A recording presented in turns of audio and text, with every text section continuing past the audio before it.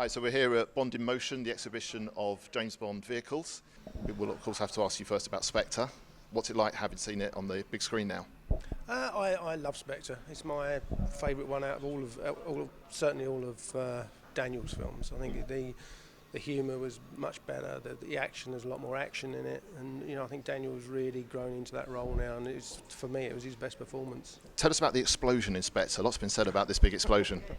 Yeah, we were out in Morocco, and there was this scene where obviously Blofield's lair gets blown up through part action by James Bond. And originally, funny enough, it was an explosion, but then the whole ground caved in to reveal this underground complex. But I don't think Sam was totally happy with that, and we kept kicking it around. And in the end, I said to Sam, "Look, I think I can do an explosion that will blow you away." And he said, "All right, let's go for it," and which is what we did. And the CGI did a great job of putting in all the buildings in amongst the explosions. So no, it worked really well. And a Guinness World Record, no less. Yeah. That was quite interesting. Yeah.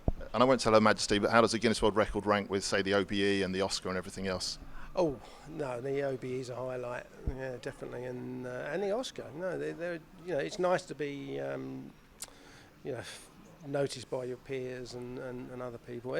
But I'm accepting it on behalf of my crew. Really, we're a big team. We all work together, and I'm accepting it for them, really. Absolutely, and congratulations on getting that world record. That's fantastic. So, have you had a chance to look around the collection here yourself this morning? Yes, I've been here several times actually. It's a real walk down memory lane for me. I'm looking at so many of the cars and the gadgets on them over the years. I've been involved in, filmed with, fabricated and made a lot of them. So yeah, it's a real walk down memory lane for me. You say you made a lot of them, you blew a lot of them up as well, of course, and damaged a lot. What's that like to damage expensive cars? It's not something I particularly like doing. I'd like to rather see them in my garage, to be perfectly honest. But it's part of the job, and it happens. In James Bond's can be a bit reckless sometimes with his cars. So I guess the collection would be a bit bigger if you hadn't have blown the few up. Yeah, quite a bit bigger. I mean, I'm sure there are a few more elsewhere that are not in here. As a child, did you used to play with the Bond cars as a kid?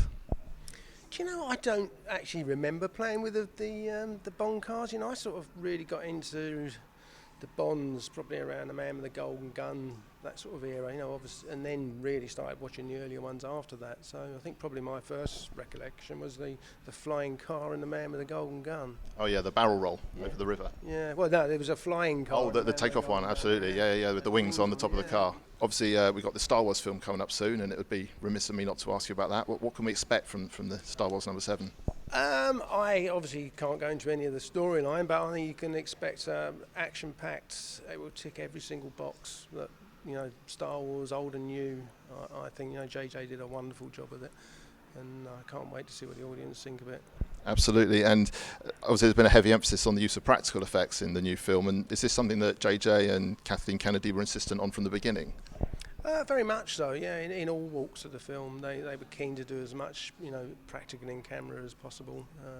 Obviously there's a lot of CGI in it, but I think these days in all the films we've come to a very happy marriage between doing things for real, doing things CGI, and marrying the two up. So you've got a combination of both worlds, and I think it works really well. So going back to Spectre first, what were your biggest challenges around Spectre and the use of the vehicles particularly?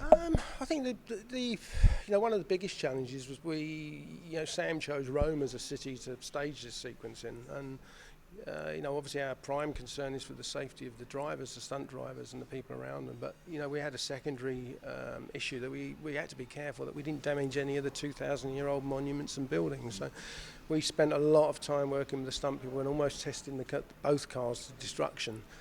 Jumping them, skidding around corners, you name it, we did it. And every time we found a weak link, we would strengthen it up. We worked very closely with Aston Martin and Jaguar Land Rover and the Williams teams. It was a great team collaboration to make sure these cars were fit for use, to do the stunts that were required in the sequence.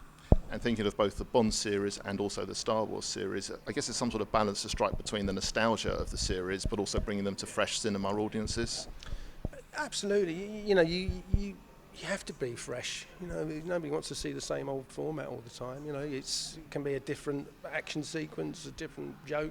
You have to try and be as new as you can. Absolutely. Chris, thank you ever so much. It's been an absolute pleasure to speak to you this morning. Thank you. Ladies and gentlemen, you're watching Hey You Guys! Hey You Guys, huh? Hey, you guys. Is that from the Goonies? It is indeed, yes. Nice.